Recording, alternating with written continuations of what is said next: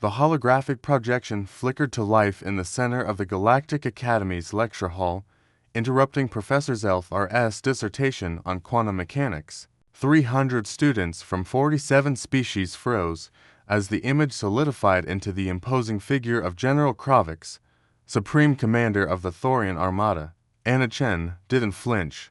While her Centauri classmates' scales rippled with anxiety and the Plovian exchange students' tentacles coiled defensively, she simply set down her stylus and met the general's 6 eyes with steady calm. Students of the Academy, Kravix's voice boomed through the chamber, each syllable carrying the weight of 1,000 conquered worlds. I bring a challenge to prove which species truly deserves their place among the galactic elite. The general's mandibles clicked with satisfaction as panic spread through the room. The Thorians were known throughout the galaxy for their martial prowess, their undefeated combat records spanning 3 millennia. They had crushed the mechanical legions of Arcturus Prime, outlasted the hive minds of Kepler for 4 to be, and broken the psychic warriors of the Psi Collective. In one standard cycle, I will send my finest champion to this very academy, Kravix continued. Any species may send a single representative to face them in combat. The victor's people will be granted priority status in all galactic councils for the next century. The defeated ... double quotes, his mandibles spread in that passed for a Thorian smile, will be reminded of their proper place. The hologram vanished. The lecture hall erupted into chaos. Professor Zelf-R, a floating luminaire composed of pure energy, attempted to restore order, but the damage was done. Students huddled in species-specific groups, debating frantically. The Centauri warriors hissed challenges at each other, each claiming they should represent their people. The Krell technologists immediately began calculating combat algorithms. Even the peaceful Melodians hummed anxiously among themselves. Anna pulled out her comm device and sent a single message. Daniel, cafeteria. Now, 15 minutes later, Anna sat across from Daniel Torres in the Academy's central cafeteria, watching him demolish his 3rd sandwich. Around them, the usual cheerful chaos of mealtime had been replaced by tense whispers and worried glances. "You're thinking of volunteering," Daniel said between bites. It wasn't a question. "Someone has to," Anna replied, her dark eyes surveying the room. "Look at them. The warrior species are too proud, they'll tear each other apart arguing about who's strongest. The tech species will overthink it. The psychics are already getting headaches trying to predict outcomes. And humans, we're the only ones nobody expects." Anna leaned forward. "That's our advantage. We've been here 2 years, Daniel. 2 years of being the weaklings, the species that barely survived first contact, the ones who squeaked into the Academy on a diversity quota." Daniel finished his sandwich and crumpled the wrapper thoughtfully. He'd known Anna since their first day at the Academy, had watched her outthink Krell engineers and outmaneuver Centauri tacticians in war games. She wasn't the strongest or the fastest, but she had something the galaxy had never quite categorized: pure human stubbornness wrapped in strategic brilliance.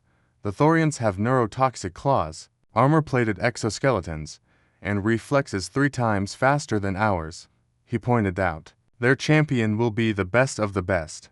I know. Anna's lips quirked into a slight smile. That's why I'm not going to fight fair.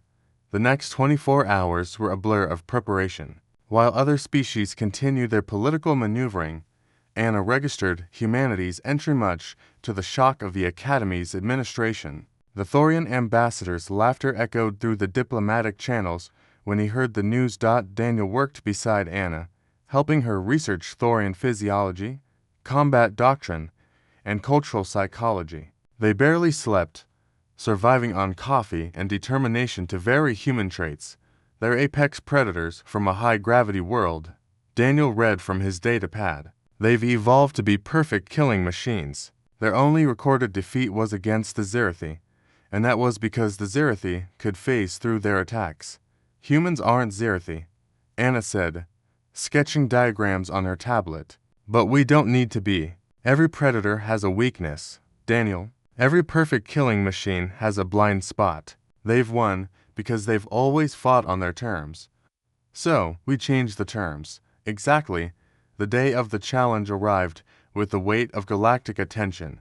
The Academy's arena had been converted into a neutral battleground, with atmosphere processors adjusted to accommodate all major species. Billions watched across the galaxy as the Thorian champion, Kravax the Unbroken, entered the arena. He was magnificent, a 3-meter-tall nightmare of chitin and muscle, his 4 arms ending in claws that had shredded starship hulls. Scars covered his exoskeleton, each one a badge of honor from battles won. He had never been defeated in single combat. Never. Then Anna walked in from the opposite entrance. She looked impossibly small in comparison, her Academy combat suit seeming almost comical next to the Thorian's natural armor. The crowd, those who weren't human, fell silent. Some species looked away, unable to watch what they assumed would be a massacre.